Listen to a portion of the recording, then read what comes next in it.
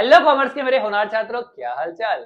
एक बार फिर से स्वागत है आपका आपके अपने YouTube channel Sharma ji commerce वाले के वाईटी अचीवर्स बैच में, जहां पर आज हम कवर करने वाले हैं बिजनेस स्टडीज चैप्टर नंबर 2 के एमसीक्यू। भैया अभी से एमसीक्यू करा रहे हो, क्यों बेटा?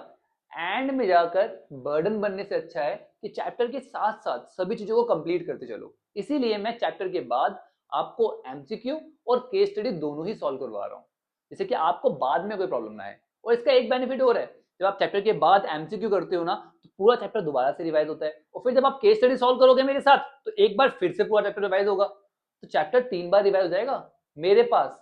और आप अपने पास कितनी बार कर रहे हो वो तो आपके ऊपर डिपेंड करता है। आ रही है बात समझ में? तो इस तरह से आपको चैप्टर जो है वो पूरी तरह से यहाँ सेट हो जाएगा, प्रॉब्लम नहीं आएगी बाद में। और मैं चाहता हूं कि आपको कभी कोई प्रॉब्लम ना आए। चलिए बच्चों, शुरू करते हैं फटाफट से अपने एमसीक्यू चैप्टर नंबर 2 के। ठीक है,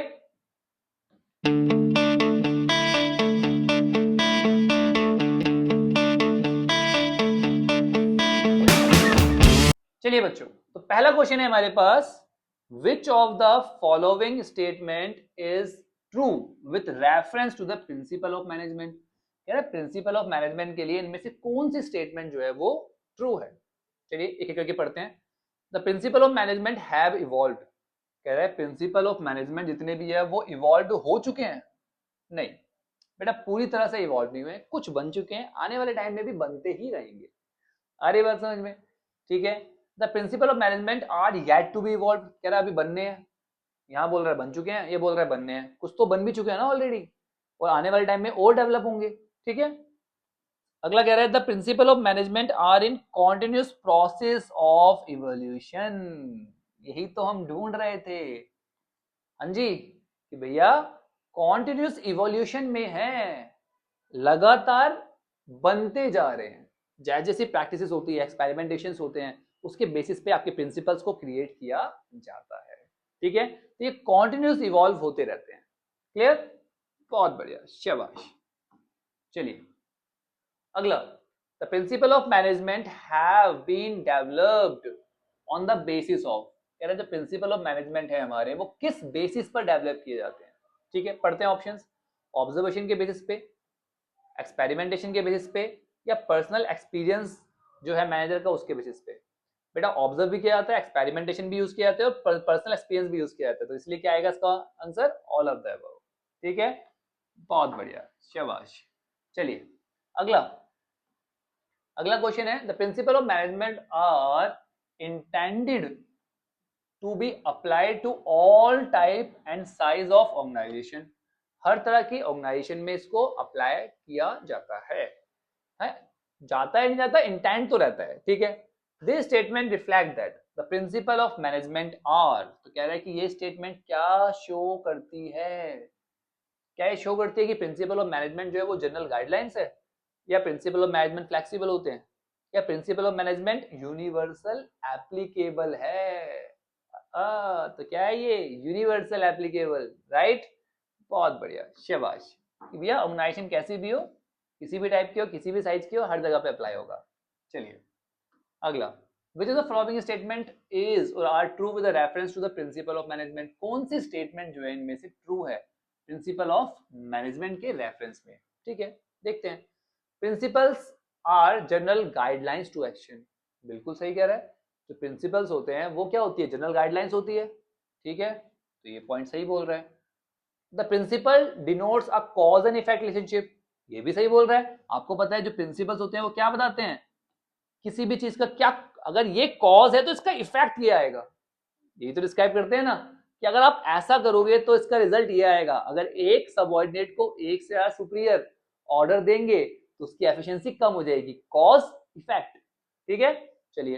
principal help the manager to take decision while performing various management function. ठीक है, ये किसके लिए होते हैं? मैनेजर्स के लिए तो होते हैं। मैनेजर्स को तो हेल्प करते हैं मैनेजमेंट करने में। ठीक है, तो तीनों ही ऑप्शन सही है, तो क्या हो गया? All of the above.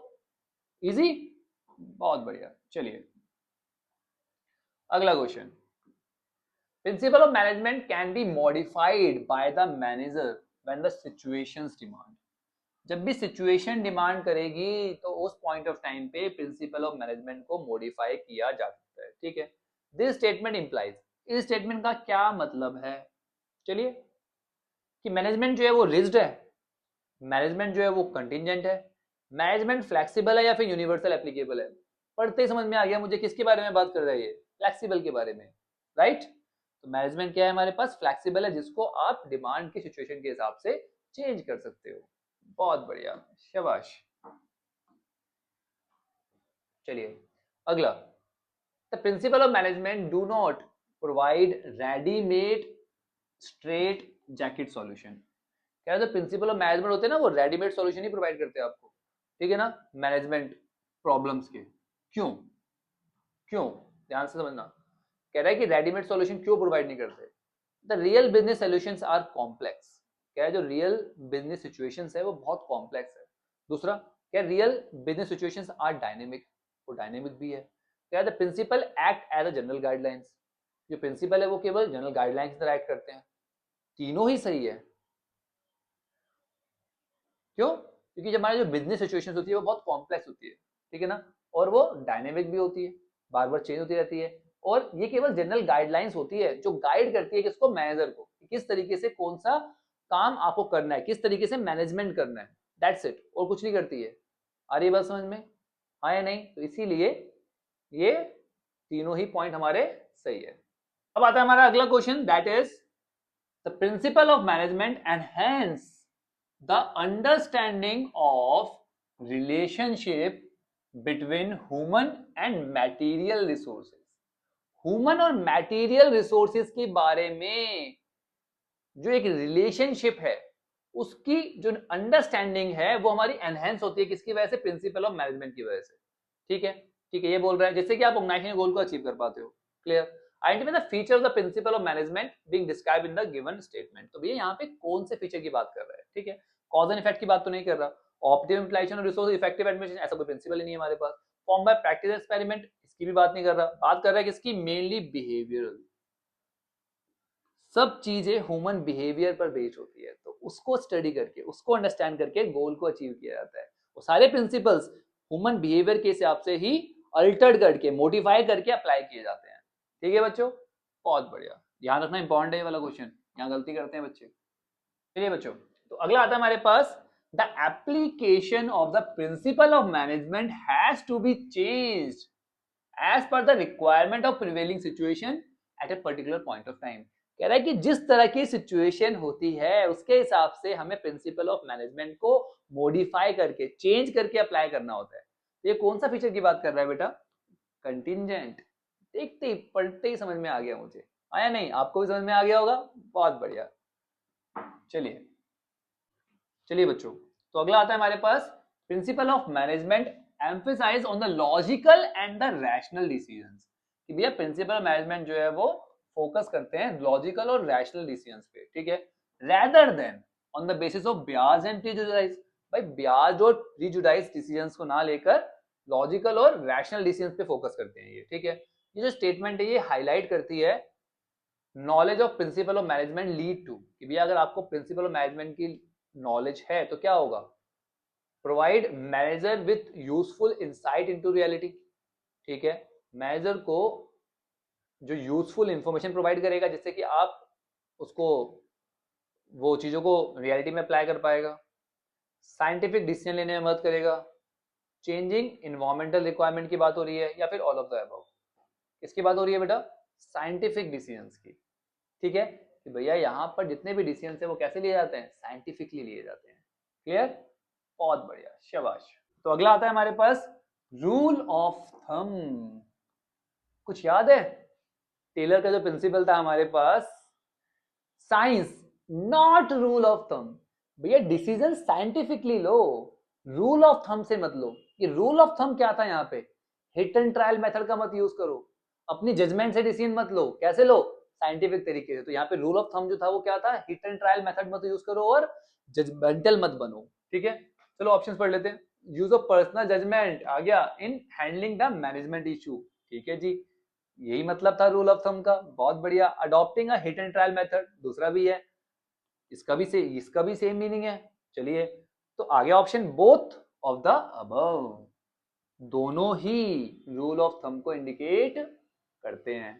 ठीक है ना, पर डिसीजन कैसे लेने हैं, साइंटिफिकली। याद आ रहा है हमारा प्रिंसिपल, बहुत बढ़िया, शाबाश। चलिए बच्चों, तो अगला आता है हमारे पास, according to Taylor even a small production activity like loading figures of iron into boxes can be scientifically planned and manage. Taylor साहब कह रहे हैं कि छोटी से छोटी जो एक्टिविटी है, जैसे आप कुछ आयरन फिगर्स एक बॉक्स में पैक कर रहे हो, ये बहुत छोटा सा काम है, इसको भी अगर आप साइंटिफिकली करोगे तो आपके टाइम की सेविंग होगी, आपकी एनर्जी की सेविंग होगी, ठीक है ना, और मटेरियल की भी सेविंग होगी। ठीक है जी, तो ये किस बारे में बात कर रहा है, कौन सा प्रिंसिपल है ये? मुझे लगता है यहीं पे क्लियर हो गया होगा आपको। ये कौन सा प्रिंसिपल है? Science not rule of thumb. हर चीज के लिए साइंटिफिक टेक्निक्स का इस्तेमाल करो, ठीक है ना, हर चीज को प्लान करो, ठीक है, उससे क्या होगा, टाइम वाइम सब सेव होगा। रूल ऑफ थंब को अप्लाई मत करो, ठीक है ना, हिट एंड ट्रायल मेथड या जजमेंट को अप्लाई मत करो, साइंटिफिक लॉजिकल रीजंस को अप्लाई करो। बहुत बढ़िया, शाबाश। तो अगला आता है हमारे पास, according to this principle of scientific management has for its foundation the firm conviction that, कह रहे साइंटिफिक मैनेजमेंट जो अपने फाउंडेशन से कन्विट कर रहा है, that the true interest of the management, जो मैनेजमेंट और वर्कर का जो इंटरेस्ट है वो एक ही है, and the same, one and the same, दोनों का इंटरेस्ट सेम है। The prosperity of the employer, कोई भी एम्प्लॉयर जो है वो एग्जिस्ट नहीं कर सकता, कोई भी एम्प्लॉयर आगे नहीं बढ़ सकता, वो प्रॉस्पेरस नहीं हो सकता फॉर अ लॉन्ग टाइम, लंबे टाइम तक, unless it is accompanied by prosperity of the employee. जब तक कि एम्प्लॉय आगे नहीं बढ़ेंगे, जब तक एम्प्लॉयर भी आगे नहीं बढ़ाता। दोनों की जो प्रोस्पेरिटी है वो इससे जुड़ी हुई है, ठीक है ना, एम्प्लॉयर और एम्प्लॉय दोनों साथ में ही आगे बढ़ सकते हैं, ठीक है, और वाइस वर्सा। यहाँ पे किसके बारे में बात कर रहा है, ठीक है, science not rule of thumb. यहाँ तो क्या कहता था, साइंटिफिक डिसीजन लेने आप लोगों को। कोऑपरेशन नॉट इंडिविजुअलिज्म, कि कोऑपरेट करके चलो, हल्का हल्का लग रहा है, बट यहाँ पर जो कोऑपरेशन नॉट इंडिविजुअलिज्म वो थोड़ा सा और एक्सटेंडेड वर्जन है किसका, हार्मोनी नॉट डिस्कॉर्ड का। तो यहाँ पे बात कर रहा है कि भैया दोनों के बीच में एक हार्मोनी क्रिएट करके चलना है आपको, कंफ्लिक्ट से काम नहीं चलेगा। तो यहाँ पे कौन सा ऑप्शन है, हार्मोनी नॉट डिस्कॉर्ड। ध्यान ना, दोनों में आप बहुत कंफ्यूज होते हो, ठीक है, बहुत बढ़िया, शाबाश। चलिए बच्चों, अगला आया हमारे पास, according to this principle of scientific management the employee should be rewarded for their suggestion. कह रहा है एम्प्लॉय ने जो सजेशन दिए हैं एम्प्लॉयर को, उसके लिए उसे रिवॉर्ड देना चाहिए कि भाई तुमने बहुत अच्छा सजेशन दिया, जिसकी वजह से क्या हुआ, हमारी जो कॉस्ट है वो कम हो गई। बहुत बढ़िया, शाबाश। तो कौन से प्रिंसिपल की बात कर रहा है, कौन से साइंटिफिक प्रिंसिपल की बात कर रहा है? Science not rule of thumb नहीं, यहाँ पे कौन से साइंटिफिक चीजों को हम अप्लाई कर रहे हैं, नहीं। कॉपरेशन नॉट इंडिविजुअलिज्म या फिर हार्मोनी नॉट डिसऑर्डर। अब फिर मैंने आपको बताया था यहाँ पे आप दोनों में कंफ्यूज होते हो, तो दोनों में से कौन सा ऑप्शन है ये इस वाले क्वेश्चन में, कॉपरेशन नॉट इंडिविजुअलिज्म। अगर केवल हार्मोनी की बात कर रहा होता, ठीक है, दोनों के रिलेशन की बात कर रहा होता, तो क्या आता हमारे पास, हार्मोनी नॉट डिसऑर्डर।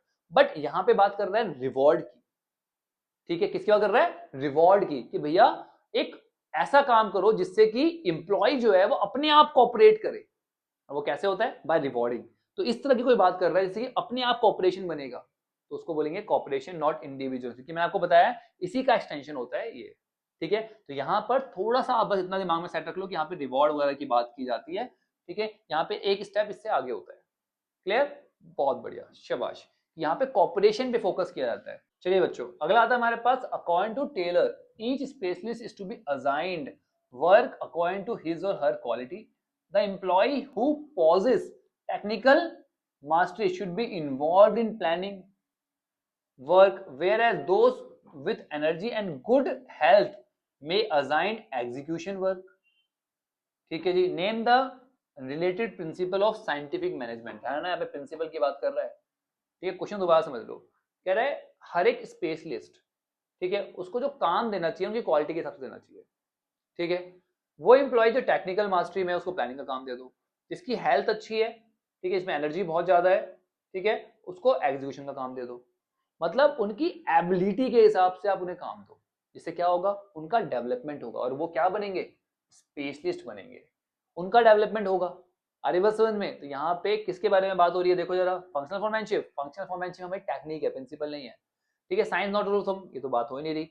अगला, development of each and every person to his or her greatest efficiency and prosperity. यहाँ पे डेवलपमेंट की बात हो रही है, जब उसको आप काम प्रोवाइड करोगे उनके इंटरेस्ट के हिसाब से, उनकी कैपेबिलिटी के हिसाब से उनका डेवलपमेंट होगा। क्लियर? बहुत बढ़िया, शाबाश। अगला question, considering the fact that it is difficult to find one single person with all the needed quality, कह रहा है कि इस फैक्ट को ध्यान में रखते हुए कि आप एक इंसान नहीं ढूंढ सकते जिसके अंदर सारी की सारी क्वालिटी हो। सही बात है, भगवान थोड़ी ना है, इंसान ही तो है, सारी क्वालिटी कैसे हो सकती है? टेलर ने सजेस्ट किया appointment of a specialist through this technique of scientific management.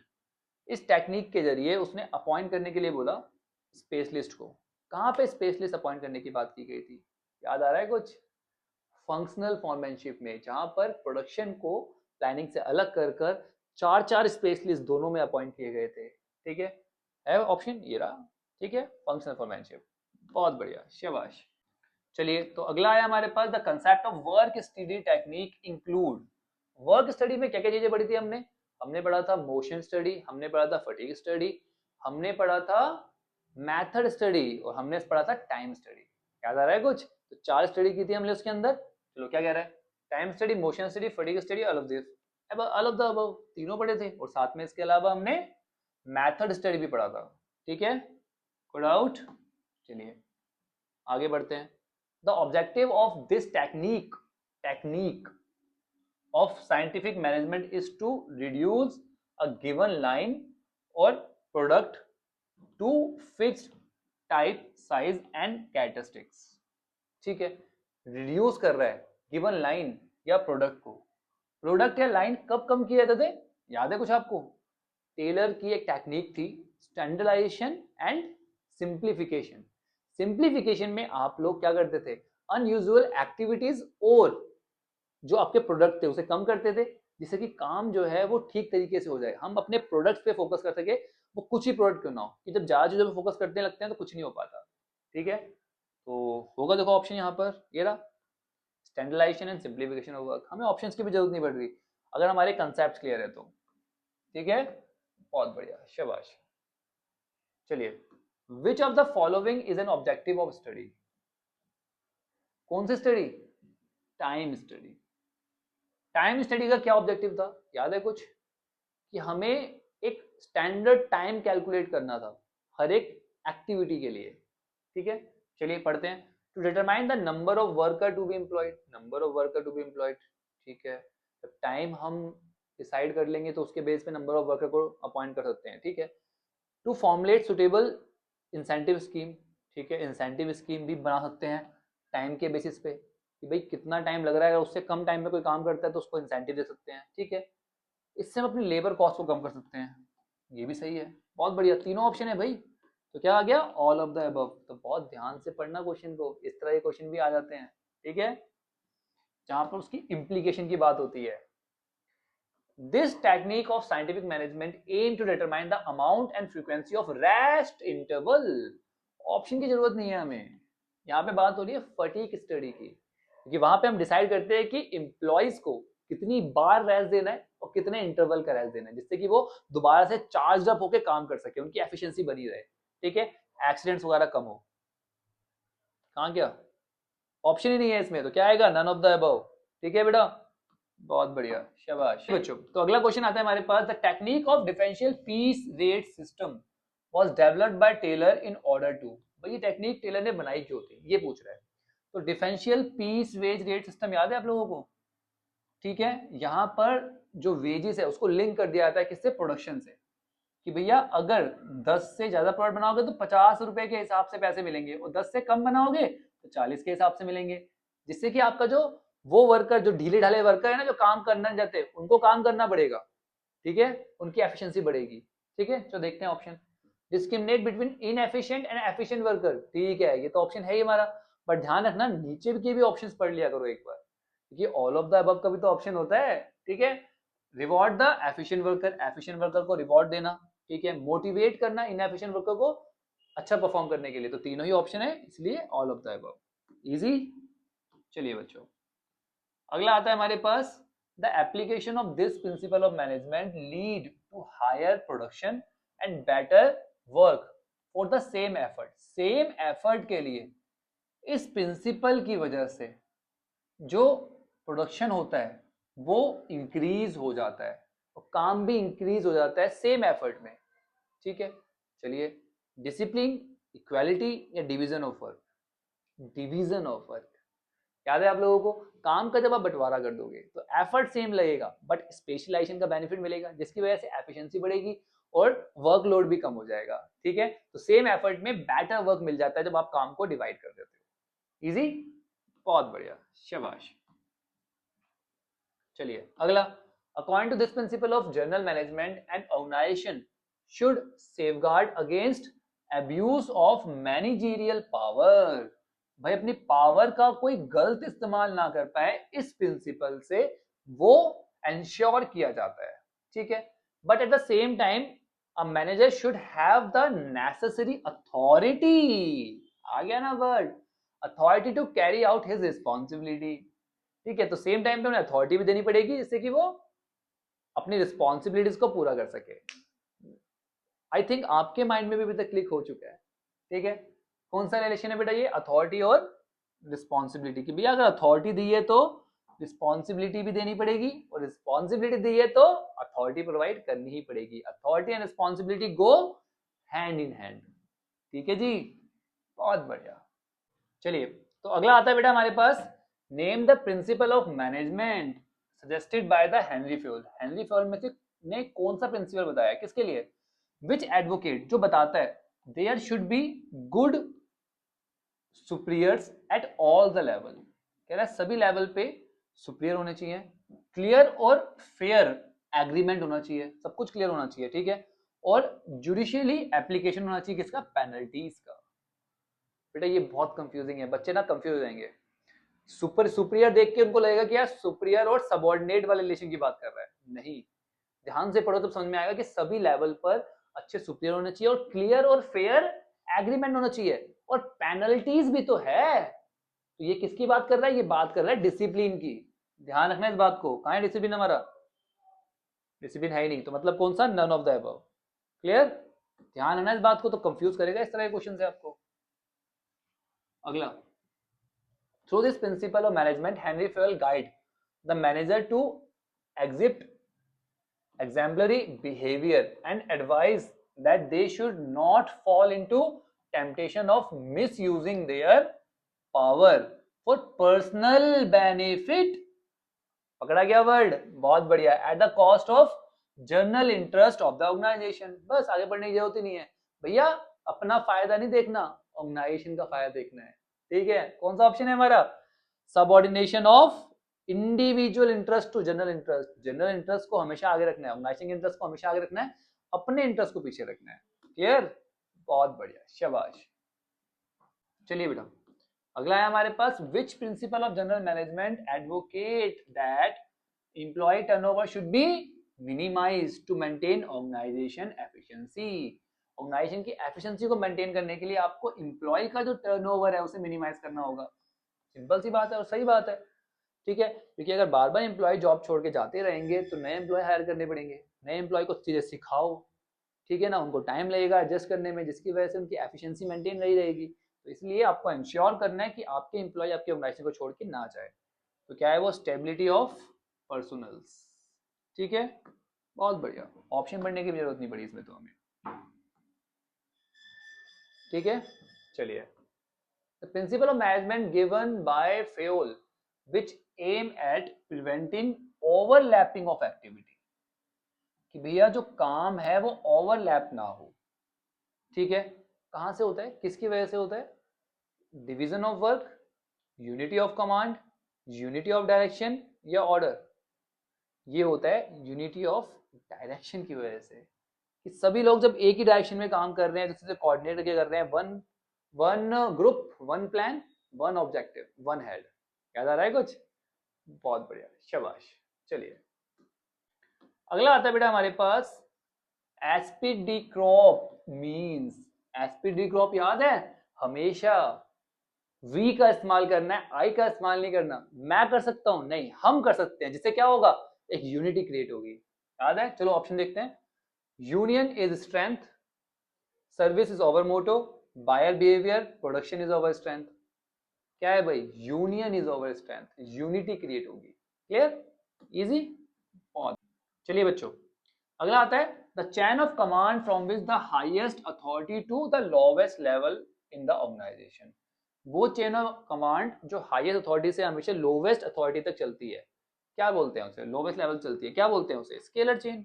याद है ना आप लोगों को, एक हायरार्की होती है स्केलर चेन, जहां पर ऑर्डर हमेशा हाईएस्ट अथॉरिटी से लेके, मतलब टॉप लेवल मैनेजमेंट से लेके लोअर लेवल तक चलते हैं, और जो फीडबैक है वो लोअर से टॉप तक चलते हैं। क्लियर, ये हायरार्की फॉलो होती है, उसी को बोलते हैं क्या, स्केलर चेन। क्लियर, बहुत बढ़िया। चलिए अगला असर्शन रीजन वाला क्वेश्चन दिया है मैंने यहाँ पे, ठीक है। The principle of harmony not discord and concept of mental revolution through appear to be different yet they do convey similar meaning. कह रहा है कि हार्मोनी नॉट डिसकॉर्ड और जो मेंटल रिवोल्यूशन है वो सेम चीज के बारे में बात करते हैं। ठीक है, सही बोल रहे हैं, ठीक है, लगते अलग अलग है पर देखा जाए तो बात तो वो एक ही चीज के बारे में कर रहे हैं ना, कि हार्मोनी क्रिएट करके काम चलो, अपनी माइंडसेट इस तरह से चेंज करो कि दोनों मिलके काम कर पाए, बात तो वही हो रही है। ठीक है, reasoning the essence of both is the underlying spirit of mutual cooperation, क्योंकि दोनों के अंदर क्या है, म्यूचुअल कॉपरेशन की बात हो रही है, कॉपरेट लेके चलो। ठीक है, दोनों ही ठीक है, तो both A and R correct, दोनों ही सही है। बहुत बढ़िया, शाबाश। चलिए, तो अब आता है हमारा आखिरी question, that is gang plan permit direct communication between. Gang plan की वजह से हम किस किस के बीच में डायरेक्ट कम्युनिकेशन पॉसिबल हो पाता था। ठीक है, employees working at same level, any employee at the same department only, none of the above. पहले तो बताओ मुझे कि आपको गैंग प्लान याद है। गैंग प्लान क्या होता था, शॉर्टकट, जहां पर सेम लेवल वाले एम्प्लॉय जो है वो डायरेक्टली कम्युनिकेट कर पाते थे एक दूसरे से, क्योंकि स्केलर चेन में हमेशा बहुत ज्यादा टाइम लगता था, तो उसके लिए एक शॉर्टकट क्रिएट कर दिया गया जिससे कि टाइम कम लगे, कि सेम लेवल वाले जो एम्प्लॉयज है अलग अलग डिपार्टमेंट्स में वो आपस में डायरेक्टली बात कर सकते हैं। तो कौन सा ऑप्शन हो गया बेटा, employees working at the same level. Easy, बहुत बढ़िया। So that's it, that's it with our video. I hope सारे एमसीक्यू समझ में आ गए हैं और चैप्टर भी दोबारा से रिवाइज हो गया है ना, मजा आया ना, बहुत बढ़िया। तो बच्चा पार्टी इसी तरीके से अगर आप पढ़ते रहना चाहते हो तो चैनल को अभी सब्सक्राइब कर लो, और वीडियो को लाइक नहीं किया तो वीडियो को लाइक कर दो, और इस वीडियो को हर उस दोस्त के साथ शेयर कर दो जो चैप्टर तो पढ़ रहा है बट एमसीक्यू और केस स्टडी नहीं कर रहा। उसको बोलो शर्मा जी कॉमर्स वाले पे आ जा, यहाँ पे तुझे सब कुछ प्रोवाइड किया जाएगा। चलिए बच्चों, मिलते हैं नेक्स्ट वीडियो में, तब तक के लिए take care, bye bye, study hard.